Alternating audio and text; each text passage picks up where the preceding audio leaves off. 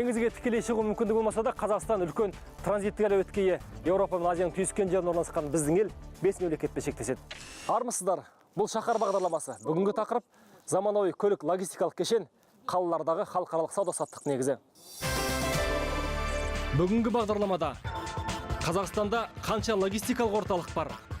Соңғы ақпараттарға сәйкес Қазақстан бойынша жалпы көлемі 20-ға жуық заманауи көлік логистикалық орталықтар бар. Заманауи қойманы басқарудың заманауи үлгісі. Сняли полностью человеческий фактор. Тауарды есепке алуда біз адами факторды толығымен алып тастадық. Яғни тауарды тиеу, қалдықты қабылдау, барлығы да онлайн режимінде жүргізіледі. Полностью отгрузки товаров. Логистикалық кешен мәдениетті сауда негізі. Ондай орталықтың ашылуы базарлардың біраз әлсіреуіне әкеледі. Бұл мәдениет түрде болса тауарлардың айналымында қажетті жоба, қажетті құрылым. Дүниежүзілік банктың дерегінше, көлік логистикалық жүйелердің тиімділігі жөнінен Қазақстан әлемдік рейтингте 88-ші орында. Сарапшылар мемлекеттерді кедендік рәсімдеу, көлік инфрақұрылымы, логистикалық қызмет, жүктер қозғалысын қадағалау мүмкіндігі, уақытында жеткізу және халықаралық тасымал ұйымдастыру сынды 6 көрсеткіш бойынша саралаған. Логистика стратегиялық маңызды сала. Сол себепті бұл ерекше назар аударуды талап етеді. Қазақстан тәуелсіздіктің алғашқы жылдарында логистиканы дамытуды шындап қолға ала алмады. Бұл жүк сақтау мен оны жеткізу ісін едәуір тежеді. Бірақ уақыт өте келе логистикалық инфрақұрылым дамыту өзекті мәселеге айналды. Соңғы ақпараттарға сәйкес Қазақстан бойынша жалпы көлемі 20-ға жуық заманауи көлік логистикалық орталықтар бар. Логистикалық инфрақұрылым дамытуға бірнеше фактор әсер еткен.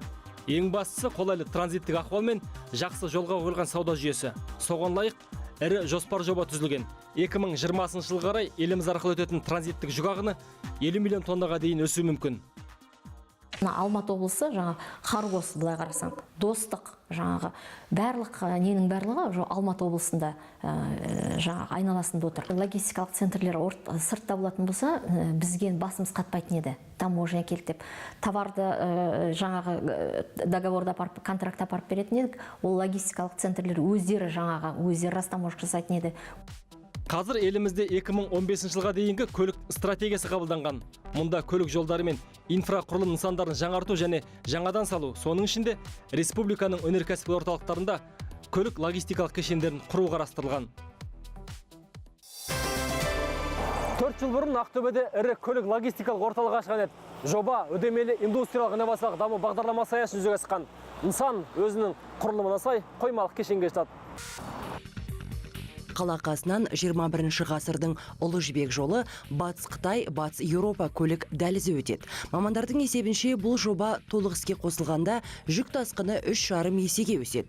Сол себепті Ақтөбеде А-класты көп функционалды көлік логистикалық орталық салу шаһар мен өңірге ғана емес, бүкіл республика үшін стратегиялық маңызға ие. Бұндай көлік логистикалық орталық Алматы қаласында, елордамыз Астанада, және осы батыс өңірде Ақтөбе қаласында. Осындай классы А есебіндегі қойма. Аумағы 13 мың шаршы метрді алып жатқан көлік логистикалық орталық 3 терминалдан тұрады. Толық қуаты 20.500 палеті орынды құрайды. Жүк қабылдау үшін мұнда бір мезетте 12 вагонды қабылдауға қабілетті төбесі жабылған темір жол бекеті қарастырылған. Бұған қоса орталық көлік пандусымен және көліктің биіктігін реттейтін заманауи доквеллермен жабдықталған. Терминалды неғұрлым тиімді басқару үшін мұнда технологиялық жаңалық WMS жүйесі енгізілген. Компьютерлік бағдарлама мұндағы жүктер туралы бар ақпаратты еске сақтап, тауарлар қозғалысы WMS жүйесі арқылы қадағаланады. Әрі бұл ақпаратты кешеннің логистерімен бірге тауар иесі біліп отырады.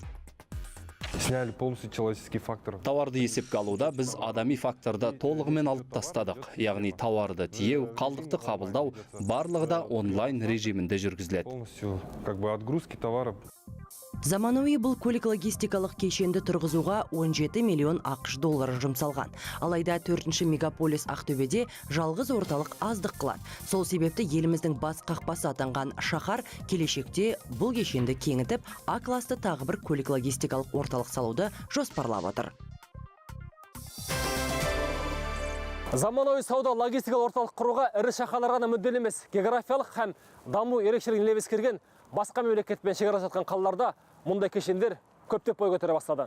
Соның бірі Өскемен қаласында. 2013 жылы ашылған фермерлік гастроном сауда логистикалық орталықтың бірінші кезеңі болып табылады. Кешен тек ауыл шаруашылық өнімдеріне арналған. Сауда орнының аумағы 5000 шаршы метр. Гастрономда 250 сауда нүктесі бар.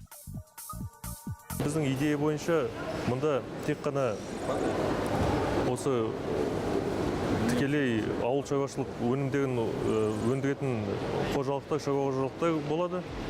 Статистикалық агенттіктің дерегінше Өскемендегі азық-түлік бағасы елдегі орташа бағадан жоғары.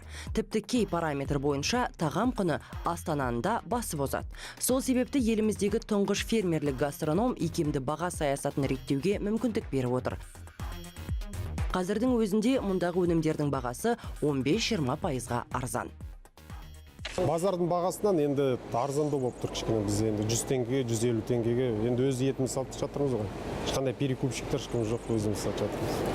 Өз етімізді әкеліп, сонда 2 күнде бір бал өтеді, бір күнде енді ет жақсы өтіп жатыр, бізге енді пайдалы болып жатыр. Фермерлік гастрономның іске қосылу нарықты кеңейтіп, әріптес іздеуге қосымша мүмкіндіктер ашып отыр. Биыл сауда логистикалық кешеннің екінші кезеңінің құрылысы қолға алынбақ.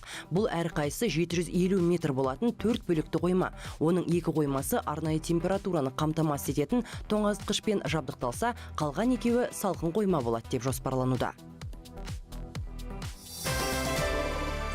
Соңғы үлгідегі нысан алдағы уақытта Шымкентте пайда болмақ. Құрамына 40 елді мекен қосылып, аумағы 2,5 есе өсетін урбанистік орталықта заманауи сауда логистикалық кешен салу ерекше маңызға ие. Аумағының кеңеюі мен халқының көбеюі азық-түлікке деген қала қажеттілігінің өсе түсуіне себеп. Жаңа сауда логистикалық орталық Шымкенттен таяқ тастам жерде салынып жатыр. Кешен 9 жолдың торабында, яғни Батыс Қытай, Батыс Еуропа трансұлттық магистралі 4 шақырым қашықтықта болса, әуежай мен темір жолда тиіп тұр. Қазір мұнда кәсіпкерлерге өте тиімді заманауи терминалдар салынып жатыр. Ондай орталықтың ашылуы базарлардың біраз әлсіреуіне әкеледі.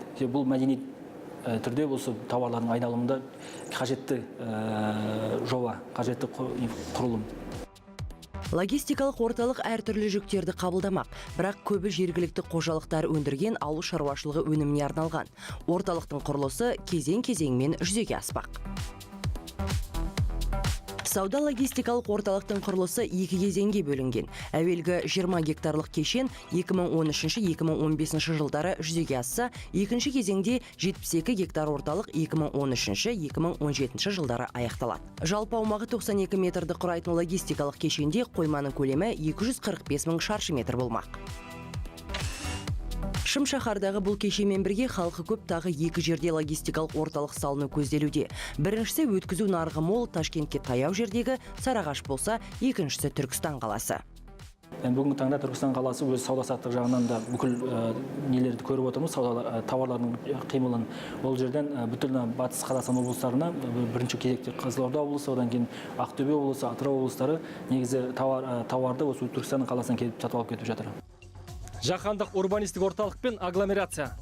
Осындай мәртебеге әзірше 4 қала, ал келешекте тағы 3 шаһар үміткер.